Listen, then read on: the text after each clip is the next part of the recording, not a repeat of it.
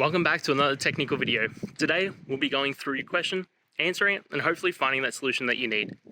Guys, remember to stay just a little bit crazy, just like me, and hopefully get through to that resolution. Let's get started.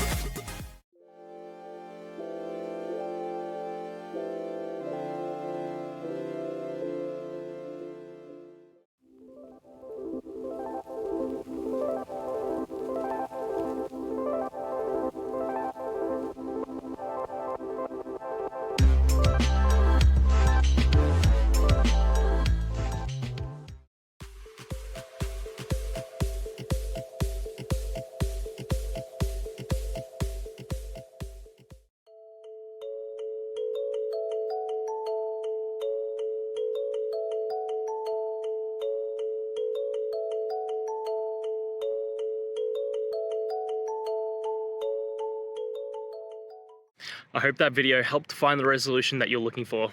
And if it did, please, I'd appreciate it if you could hit subscribe.